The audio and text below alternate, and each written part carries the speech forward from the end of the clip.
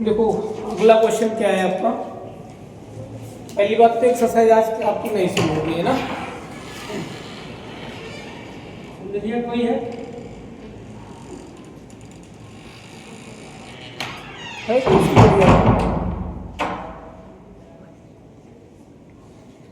देखो इसमें का बाकी है, इसमें का इसलिए 7 नंबर नहीं तो जब बोला था उसे निकालिए, आपने बोला था उसे निकाल के रखिए।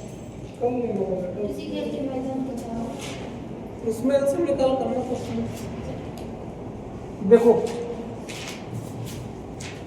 आज हम नई एक्सरसाइज स्टार्ट करेंगे। नई एक्सरसाइज क्या है 1.2। इसका पहला क्वेश्चन है, सिद्ध कीजिए √5 एक अपर में संख्या है ना। क्या प्रूव करना है, √5 को अपर में। √5 को अपर में प्रूव करने के लिए दो बातें आपको पहले सीखनी है ना। एक जो मैंने आपको बताया था सहभाज्य संख्या है ना। तो पहले तो ये हमको जान लेना कि सहभाज्य संख्याएं क्या होती है। मैंने बता रखा है जिन दो संख्याओं में एक के अतिरिक्त अन्य कुछ भी क्या हो, उभयनिष्ठ ना हो, उन्हें हम क्या बोलते हैं, सहअभाज्य। जिसे 15 और 8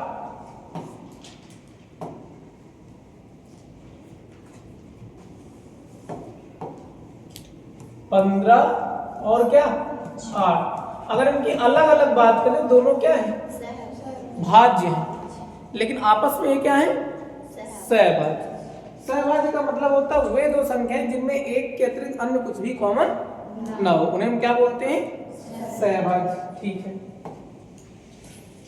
एक बात आपको और समझना है कि अगर कोई आपके पास अभाज्य संख्या है, क्या है, अभाज्य संख्या। अभाज्य संख्या में कौन कौन सी, जैसे 2 हो गया है ना, 3 हो गया, 5 हो गया, 7। ऐसे अगर आपके पास कोई भी अभाज्य संख्या होगी, कौन सी अभाज्य संख्या होगी, तो देखो उसमें क्या होगा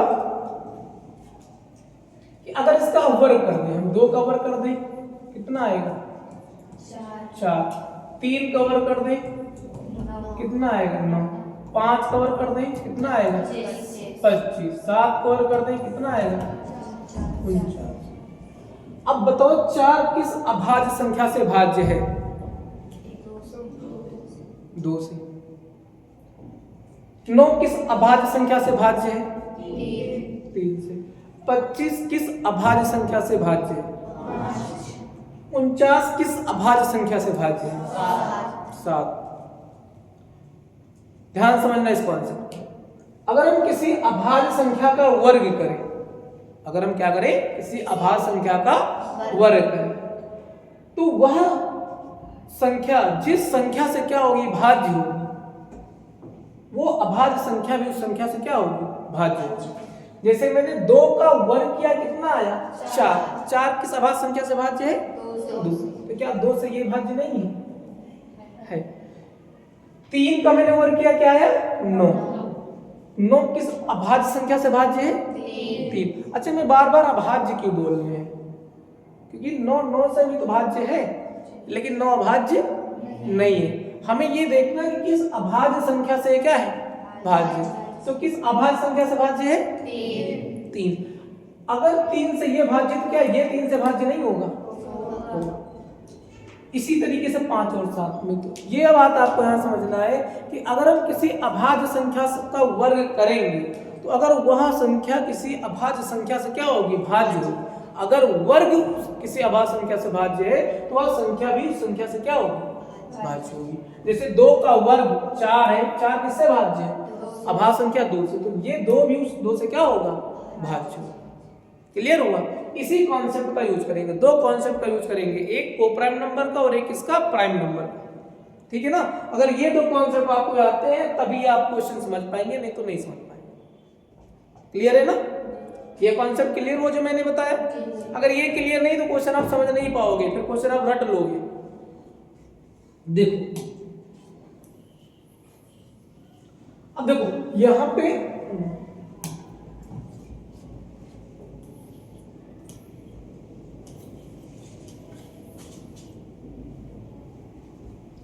देखो यहाँ पे अगर हमको इसको क्या करना है, रूट 5 को आपर में प्रूव करना है, तो यहाँ पे हम क्या करते हैं, विरोधाभास विधि का उपयोग करते हैं।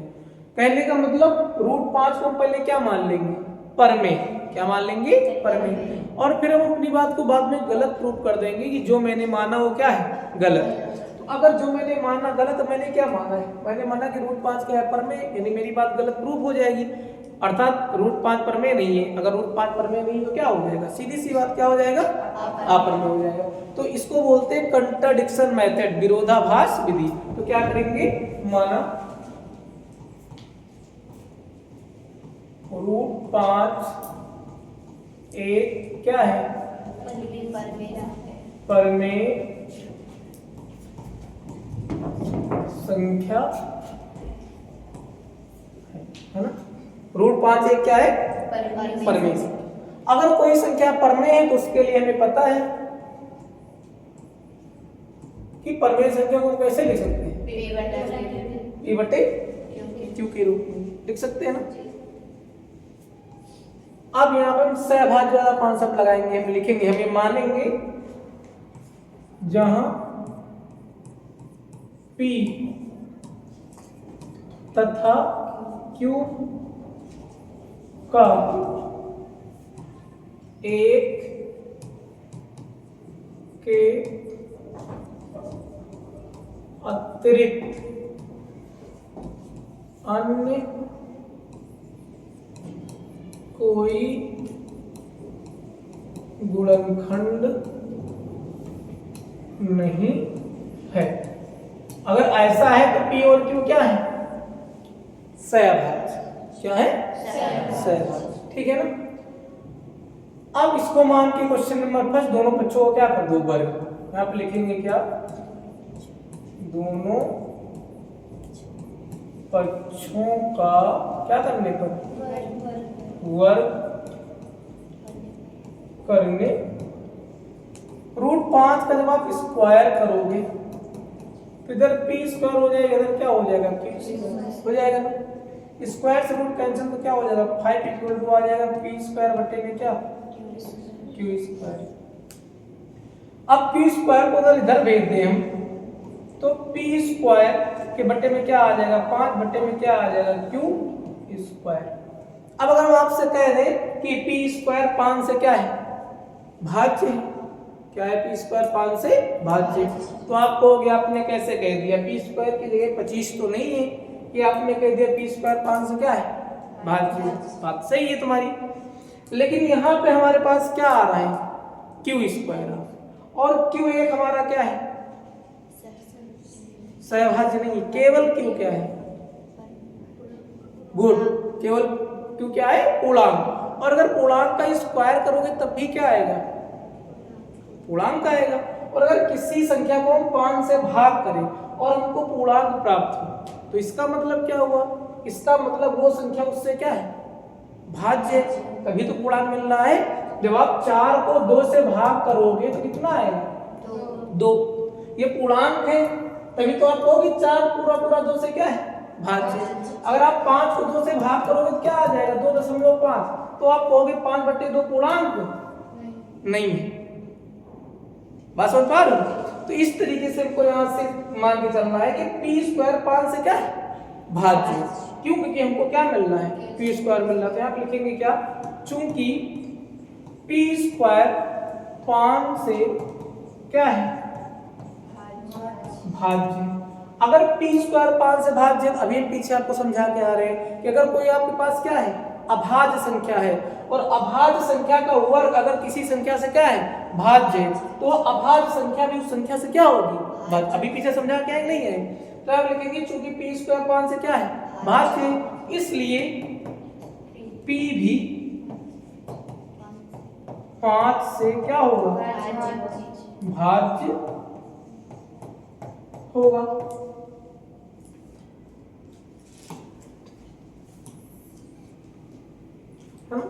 अब देखो,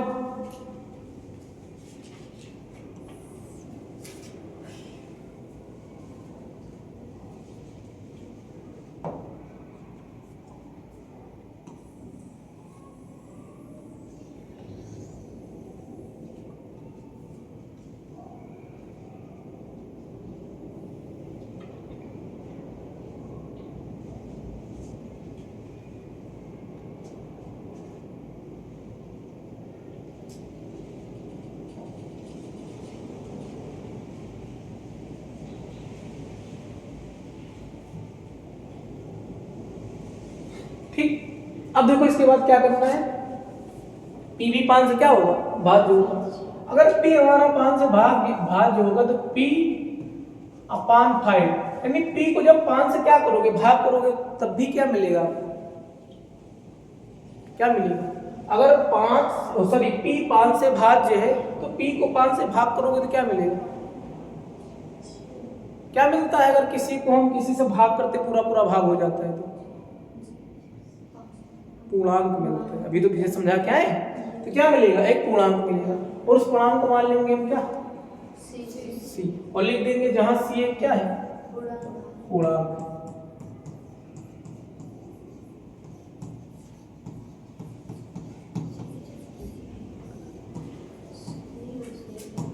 जहां c एक क्या है, पूर्णांक।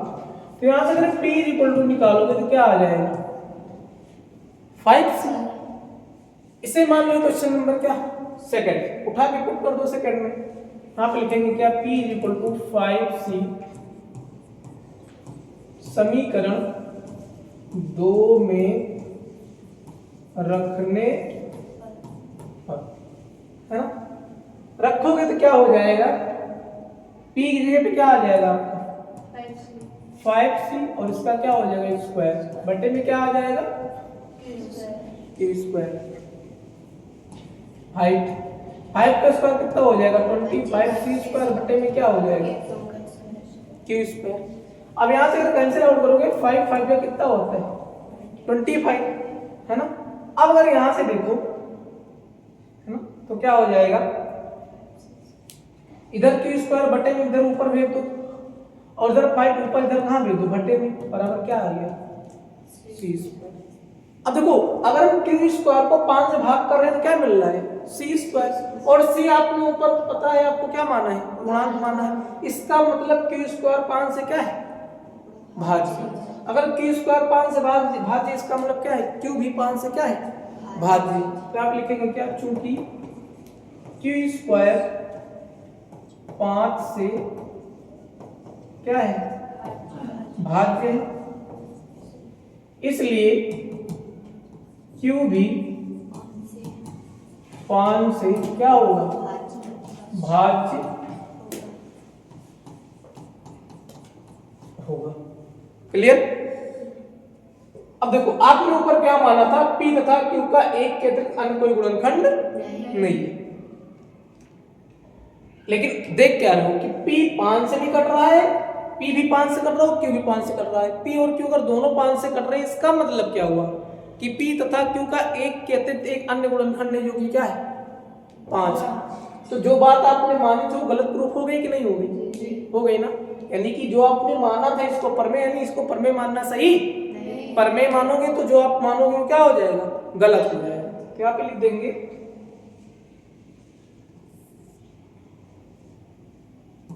चूंकि p तथा q का एक के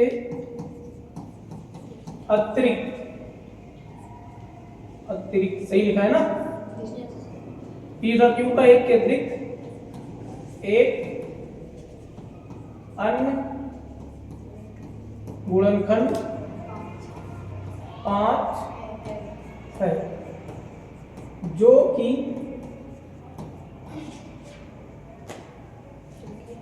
समीकरण 1 का क्या है, विरोधाभास है ना।